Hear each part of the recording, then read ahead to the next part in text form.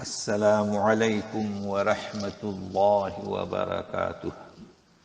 Daily 1 page کے شعبے سے آج کے پیج کا نمبر ہے 449۔ صافات، سورہ صافات آیات ہیں 77 سے لے کر 102 تک۔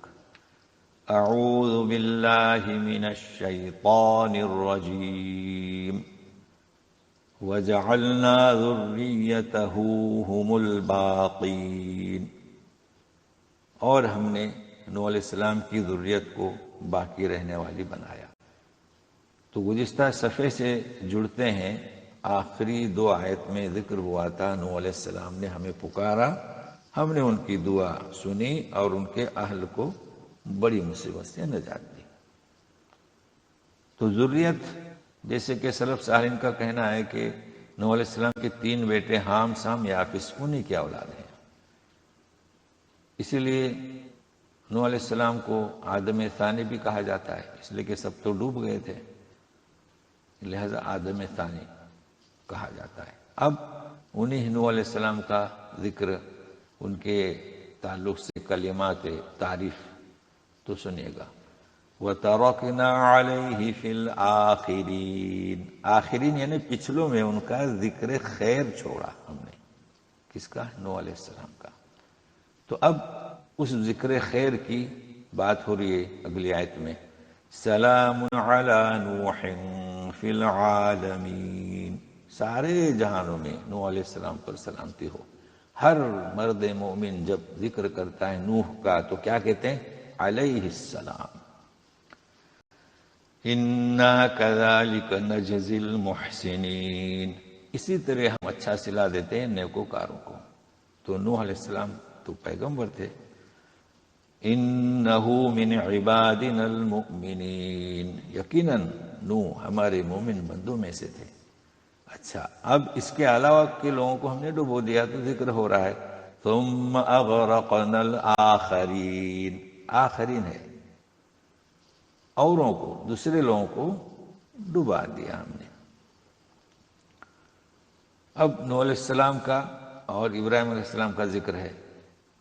وَإِنَّ مِن شِيعَتِهِ لَإِبْرَاهِيمَ، مطلب ابراہیم علیہ السلام کا ذکر شروع ہوا، مگر کیا کہا جا رہا ہے کہ ابراہیم علیہ السلام نوح علیہ السلام کے پیروکاروں میں سے تھے، پیروکار تھے، تابع دار تھے۔ کس کے؟ نوح علیہ السلام کے۔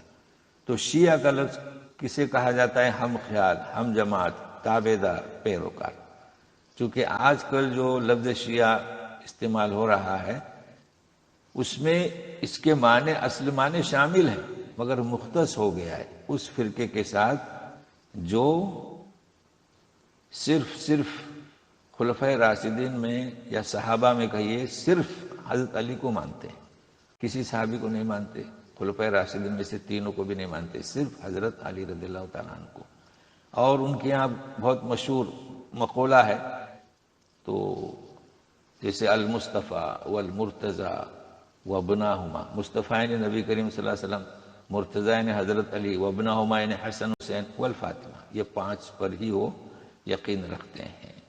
مطلب یہ کہ ان کا عقیدہ میں نے بتلایا۔ تو یوں کہا جا رہا ہے کہ ابراہیم علیہ السلام نوح کے پیروکار تھے۔ تو شیعہ کے معنی نوٹ کر لیجئے گا، اس کے پہلے بھی بتا چکا ہوں۔ اب ذکر ہو رہا ہے ابراہیم علیہ السلام کا۔ اذ جاء ربہ بقلب سلیم، جبکہ آئے اپنے رب کے پاس قلب سلیم لے کر۔ تو قلب سلیم کیا مطلب؟ بھائی ابراہیم علیہ السلام کس کے پیروکار تھے؟ نوح کے۔ تو ہمیں چاہیے کہ یہ قلب سلیم کیا ہے سمجھیں، ہم بھی ابراہیم علیہ السلام کے پیروکار بنے۔ تو قلب سلیم کسے کہیں گے؟ شرک کے شبہات، شہوات نفس سے پاک رہے اور اللہ کے پاس جائے۔ کیونکہ ایسا تصور ناپاک جو حق پر عمل کرنے سے مانے ہو، اسے ہم ٹھکرا دیں۔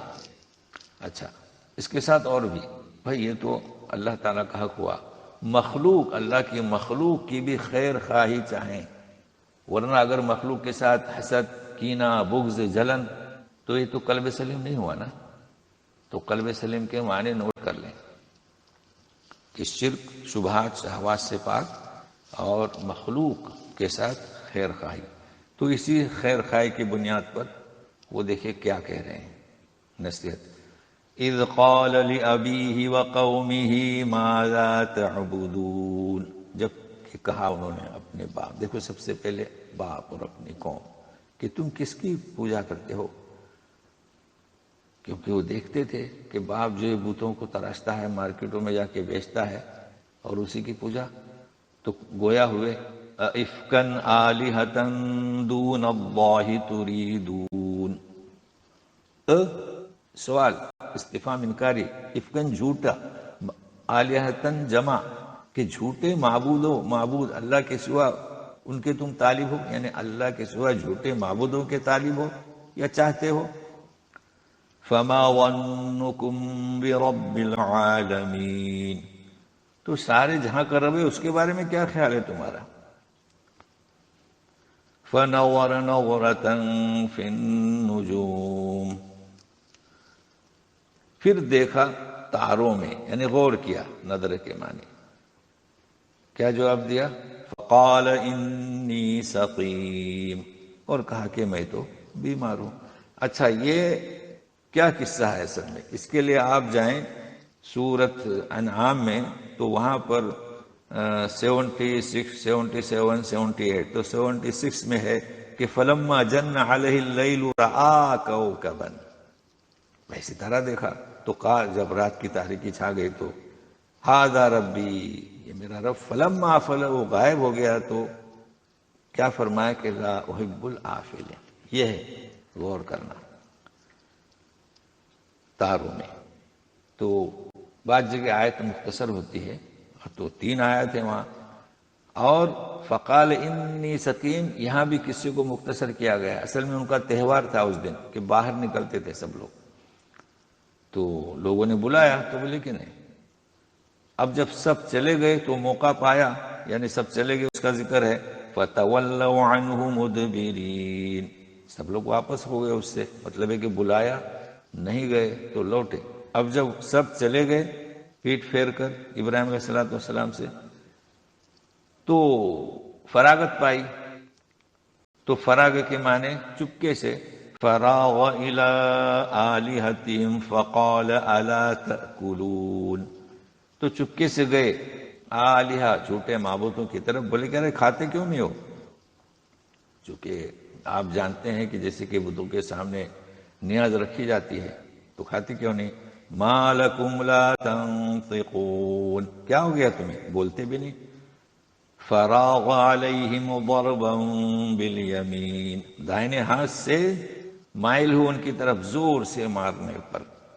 اب یہاں بھی فراغ ہے، مطلب ہے کہ تنہائی میں تھے، اکیلے تھے. اب قصہ مختصر، یہ کلام پاک کی بلاغت ہے. اب جب یہ لوگ تہوار ختم کر کے آئے تو دیکھا یہ حالت معبودوں کی، تو انہیں یاد تھا کہ ابراہیم علیہ السلام ہی اکیلے رہ گئے تھے، شاید انہی کا کام ہو. فَأَقْبَلُوا إِلَيْهِ يَزِفُّونَ، دوڑتے کے ان کی طرف متوجہ ہوئے. اور قصہ دیکھیے جامعہ تھے. پوچھا کہ کیا تم نے اسے توڑا ہے؟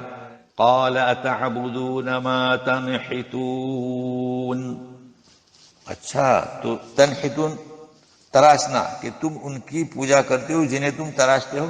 دیکھتے تھے نا ان کے باپ جو ہے تراش کر بت بناتے تھے. جبکہ واللہ خلقکم وما تعملون، یہ جو بتوں کو تراش کر بناتے ہو نا، پتھروں کو، یا یہ کیا ہے یہ جن کی تم پوجا کرتے ہو اور تمہیں خود اللہ نے بنایا. یہ جواب دیا. اب ان کا رد عمل دیکھیے اس قوم کا.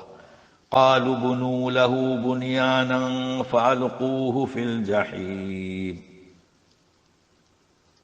کہا کہ اس کے لیے ایک عمارت بناؤ، بنیانا، اور دہکتی ہوئی آگ میں، جہنم کے معنی دہکتی ہوئی آگ میں ڈال دو. مطلب ایک ایسی جگہ بنائی، لکڑیاں جمع کی. اور ابراہیم علیہ السلام کے ساتھ مکر، بری چال چلی، تو اس کا ذکر ہے. فَأَرَادُوا بِهِ كَيْدًا فَجَعَلْنَاهُمُ الْأَسْفَلِينَ، اسفلین یعنی کیا؟ نیچا. انہوں نے ان کے ساتھ بری چال چلی، ہم نے انہیں کو نیچا کر دکھایا. اس لیے کہ ابراہیم علیہ السلام دہکتی آگ سے باہر نکل آئے، اس لیے کہ وہ ٹھنڈی ہو چکی تھی۔ اب انہوں نے ہجرت کرنا مناسب سمجھا، تو کیا کہہ رہے ہیں؟ وقال انی راہب الی ربی سیہدین، بولے کہ اب تو میں جاتا ہوں اپنے رب کی طرف اور وہی میری رہبری کرے گا۔ رب ہب لی من الصالحین، بولے کہ مجھے نیک بخت اولاد دے۔ فبشرناہ بغلام حلیم، تو ہم نے بشارت دی ایک ایسا غلام، ایسا لڑکا جو تحمل و برداشت کرنے والا ہو، مراد ہے اسماعیل علیہ السلام۔ اب قصہ مختصر، پیدائش ہوئی۔ فلما بلغ معه السعي قال يا بني إني أرى في المنام أني أذبحك فانظر ماذا ترى قال يا أبت افعل ما تؤمر ستجدني إن شاء الله من الصابرين قال يا أبت افعل ما تؤمر ستجدني إن شاء الله من الصابرين۔ اب جب پہنچے کیسی عمر کو کہ اسماعیل علیہ السلام ابراہیم علیہ السلام کے ساتھ چلنے لگے، تو کہتے ہیں کہ میرے پیارے بیٹے، میں نیند میں یعنی کہ خواب میں دیکھ رہا ہوں کہ تجھے ذبح کر رہا ہوں، لہذا تیرا کیا خیال ہے؟ دیکھیے غور سے سنیے، اذبحتک، میں نے تجھے ذبح کیا نہیں دیکھ رہے ہیں، ذبح کر رہا ہوں، تو یہ نبیوں کا خواب ہے، ذبح کیا نہیں، ذبح کر رہا ہوں۔ چنانچہ یہی ہوا، ذبح کر رہے ہیں اور دمبا لا کے ذبح کر دیا گیا۔ تو انبیاء کے خواب کیا ہوتے ہیں؟ حکم الہی ہوتے ہیں، لیکن انسانوں کے نہیں، انہیں تو اس کی تعبیر پوچھنا پڑے گی، لیکن اگر کوئی چیز واضح ہوئی ہے تو اس پر قصاص وغیرہ سزا وغیرہ نہیں ہوتی، یہ تو انبیاء کا خواب ہے۔ مگر یہاں خاص کر دیکھیے، انی ارا اذبحک، میں دیکھ رہا ہوں کہ ذبح کر رہا ہوں، ذبح کیا نہیں، ایسا نہیں ہے۔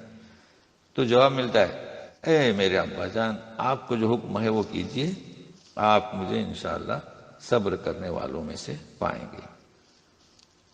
تو آج اتنا ہی، والسلام علیکم ورحمۃ اللہ وبرکاتہ۔